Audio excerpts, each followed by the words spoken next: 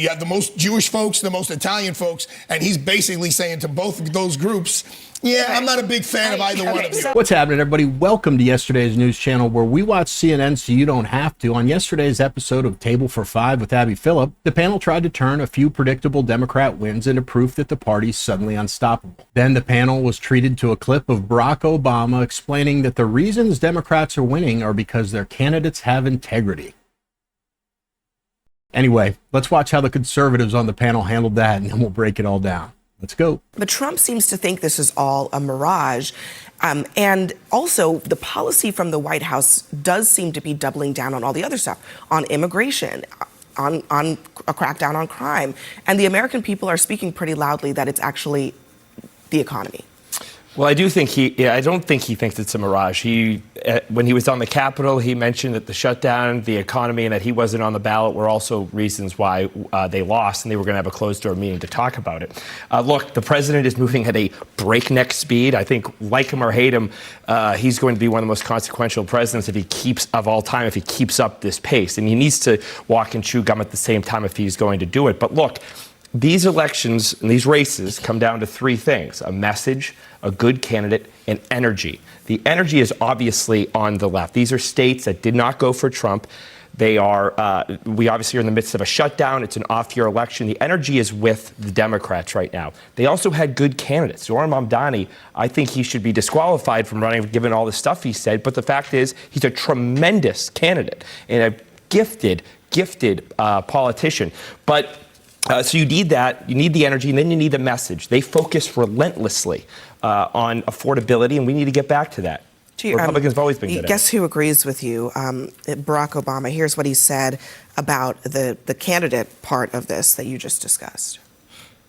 It turns out that if, number one, you have candidates with integrity who believe in something and are in it for the right reasons, they can win.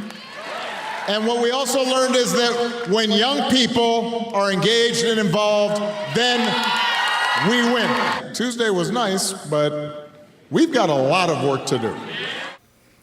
You know, Arthur, I know you're a New Yorker at heart, and I'm sure that you disagree with Mamdani on a lot of things, but he really understood what was happening in the city, which is that it's not actually just sort of poor, working class people, but it's also a lot of middle class people who feel really priced out, and he spoke directly to them. Anyone who denies that has got their head in the sand. I couldn't agree more.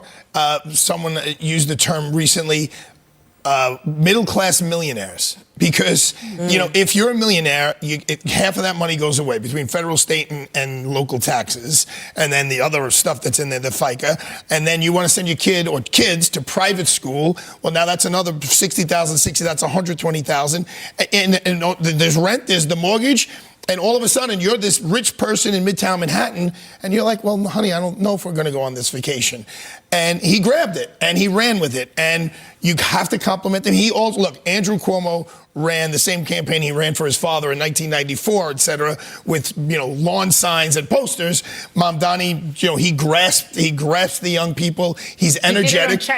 He did it. But, I mean, I agree with TW. I mean, the stuff that he said in the past about Jewish people, the stuff that giving the finger to the Christopher Columbus statue in Columbus Circle in a place that has more Italian Americans per square inch than Italy. You know, you have the most Jewish folks, the most Italian folks, and he's basically saying to both of those groups, yeah, I'm not a big fan of either one of you. So Mamdani got... So what you just watched is what CNN does best, calling isolated blue state wins momentum and pretending it means a national shift. Abby Phillip and the gang over there at CNN, and not just this panel, everyone at CNN is running with this. They're acting like wins in New York, New Jersey, Virginia are some great upset, when in reality, those are deep blue states or low turnout races that say really more about turnout than direction. Then we have Big Mike's husband stepping in to say that Democrats win because their candidates have integrity. It's a nice sounding line, but integrity is not what got these results. Messaging did. If we're measuring integrity, the man giving that speech authorized drone strikes that killed civilians, spied on reporters, and left race relations worse than when he started. And the candidate he's praising, Zohran Mumdani, is a self-declared socialist who's flipped off public monuments, mocked entire communities, and built his platform on taxing success to hand out government freebies. That's not integrity, that's ideology dressed up as virtue.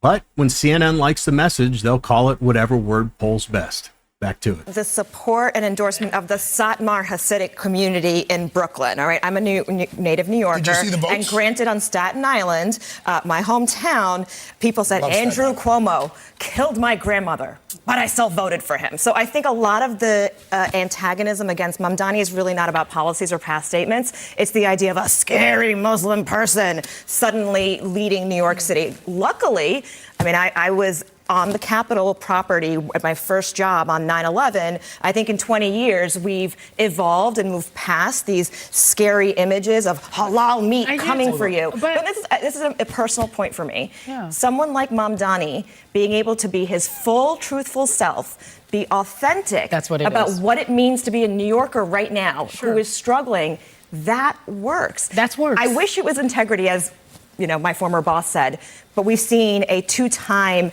impeached president with multiple corruption scandals get reelected. I think it's the authenticity, because that's what Trump has. Because that's what Trump has. And so why can Trump be as authentic and divisive as he is, and what Mumdani does is completely inappropriate? I don't understand. Well, I don't think anyone who says, he's already said we're not going to invest in any of our funds. Thank God the comptroller who controls the funds is Jewish, but he's already said we're not going to invest any of our funds with anyone who works with Israel. What does the Jewish have to do with it? Because the controller makes a decision. He decides where the pension funds go. And if you invest in Israel, then according to Mumdani, he doesn't want the pension funds. What's the difference between their authenticities? What is the difference? I don't know what you're saying Donald Trump is. Mumdani he's already apologized for things that he said. Trump has never apologized for anything. So then who's more authentic? The person who's sticking to his guns, or the one when he was running for re-election changed his tune? Now this is where CNN really shows its hand. The moment anyone questions Mumdani's record on ideas, one of the panelists claims that the criticism isn't about policies, it's because he's a scary Muslim. Get used to hearing this, because this will be the new line at CNN. If you disagree with a far-left socialist, it must be prejudice. There are an innumerable number of things not to like about Zohran Mumdani, but I have not heard conservatives saying it's because he's a scary Muslim. The issue isn't his religion, it's his agenda. Rent freezes, city-run grocery stores, and tax hikes so big they'll send businesses and families running from New York, which they will. Mumdani sold this as compassion, but it's the same socialist math that never, ever works. Promise the world, bankrupt the city. And when this inevitably fails, CNN will still call it progress, because they can't admit that bad ideas, not bias, are what voters are reacting to. So when CNN and Barry talk about integrity, what they really mean is loyalty to the narrative. It's not about honesty or accountability or authenticity like they talked about. It's about who serves the story they want to tell. But for most Americans watching their cities in steep decline, integrity looks a lot more like telling the truth than repeating the party line. But what do you guys think? Are Democrats actually gaining momentum, or is CNN just selling another illusion?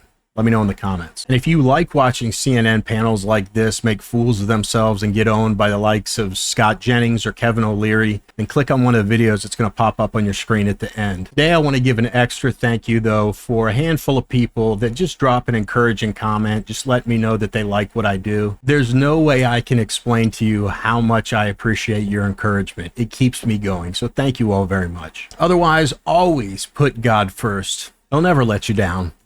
I'll see you guys tomorrow. What are you still doing here? Click the next video.